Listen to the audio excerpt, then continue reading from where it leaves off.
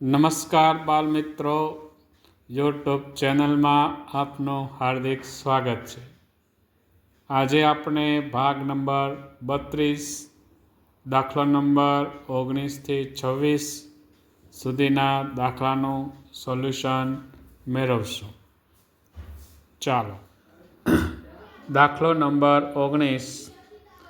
જો ચેતનને DGFSBM લખાય તો સાંકેતિક ભાષામાં કવિતાને શું લખાય? તો અહીંયા આપણે ચેતન શબ્દના મૂળાક્ષરનું અવેજીકરણ જોઈએ તો CD +1 HIJ EF TS ABNM. અહીંયા આપણે જોઈએ તો સીધો ક્રમ છે, અહીંયા ઉલટો ક્રમ છે, એટલે +1 એટલે સીધો ક્રમ, -1 એટલે ઉલટો ક્રમ. એ પેટર્ન મુજબ આપણે હવે દાખલાનો જવાબ મેળવીએ તો કવિતા માટે પણ એ જ પેટર્ન, K+1 એટલે L,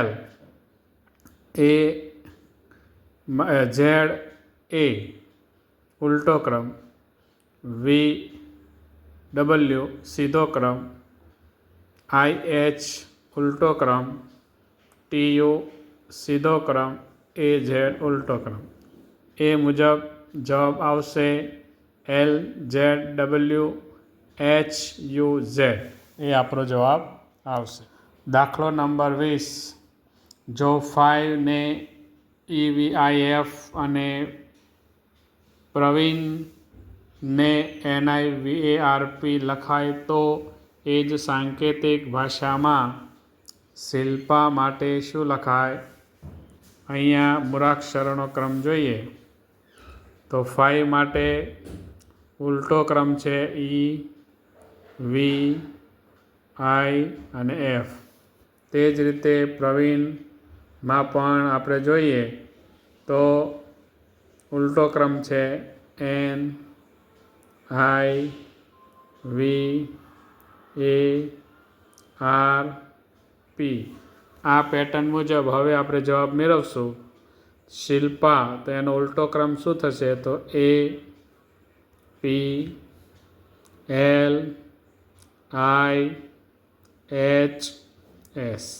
આપણો જવાબ થશે APLIHS. દાખલો નંબર 21.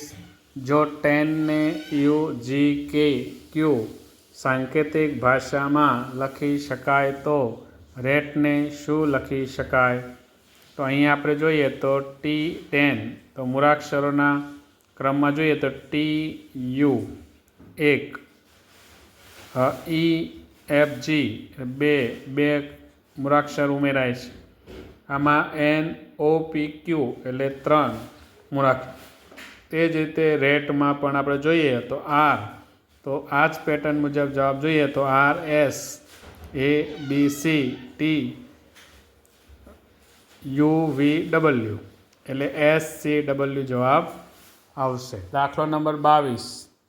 જો કોઈ સાંકેતિક ભાષામાં પર્સને OSOZ લખાય તો મનીને શું લખાય? તો અહીંયા પર્સ માટે જોઈએ તો ઉલટો ક્રમ છે, પ્રાકૃતિક સંખ્યા મુજબ 1 2 3 4 5 ઉલટા ક્રમ છે, એટલે નીચેથી જોશું તો OP STU OPQR OPQRS ZW ZXYZ ABCDE. આ પ્રમાણે એનો મૂળાક્ષરની પેટર્ન મુજબ અહીંયા પણ આપણે જોઈએ તો ઉલટો ક્રમ LM MNO K LMN ABCDE T UVWXY ઉલટા ક્રમમાં આ રીતે મૂળાક્ષરોને લેતા જવાબ આવશે LMKAT એ આપણો જવાબ આવશે. ત્યારબાદ દાખલો નંબર 23. જો કોઈ સાંકેતિક ભાષામાં મંકીને YEKNOM લખાય તો એ જ ભાષામાં CIRCLE સર્કલને શું લખાય? તો અહીંયા ઉલટો ક્રમ અહીંયા આપેલો છે. મંકીનો ઉલટો ક્રમ થાય YEKNO અને M. તે જ ભાષામાં સર્કલનો ઉલટો ક્રમ થાય ELCRIC.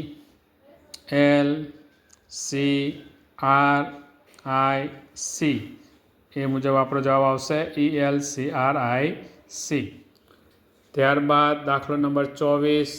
જો કોઈ ભાષામાં AXE ને 135 અને MAT ને 214 લખી શકાય તો એક્ઝામ શબ્દ માટે શું લખી શકાય? અહીં આપણે જોઈએ AXE એટલે 1, 2 ને 3, 1, 3, 5 એટલે 135. એટલે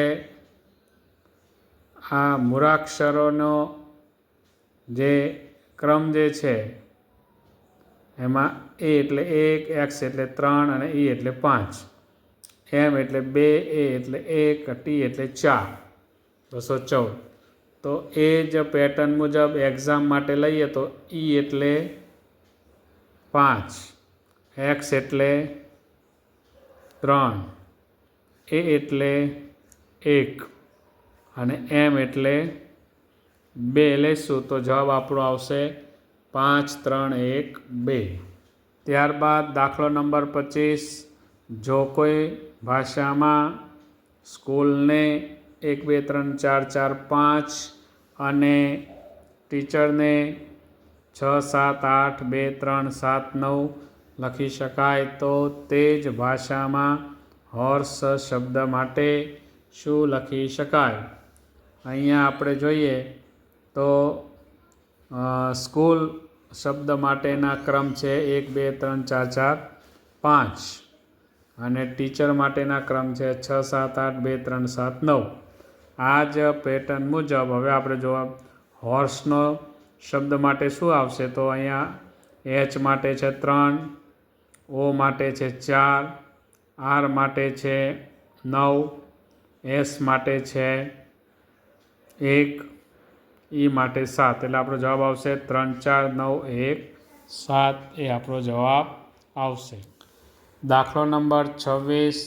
જો કોઈ ભાષામાં ઝીબ્રાને 2, 6, 5, 2, 1, 8, 1 અને પેનને 1, 6, 5, 1, 4 લખી શકાય તો બુક શબ્દ માટે શું લખી શકાય? તો અહીંયા આપણે જોઈએ તો ઝીબ્રા માટે Z એટલે 26 એટલે મૂળાક્ષરોનો ક્રમ છે. આ ઈનો ક્રમ છે 5, બીનો 2, આરનો 18 ને એનો 1. અહીંયા આપણે મૂળાક્ષરોના ક્રમ અહીંયા આપેલા છે એ મુજબ આ લખવાનું છે. એ જ રીતે પી મૂળાક્ષરનો ક્રમ 16, ઈનો 5, એનનો 14.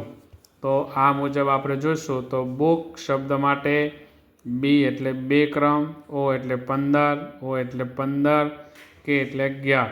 આપણો જવાબ આવશે 2, 15, 15, 11 આપણો જવાબ આવશે. તો બાલમિત્રો આજે આપણે દાખલા નંબર 19 થી 26નો દાખલાનું સોલ્યુશન મેળવ્યું. હવે પછી આપણે ભાગ નંબર 33માં આગળના દાખલાનું સોલ્યુશન મેળવશું. નમસ્કાર.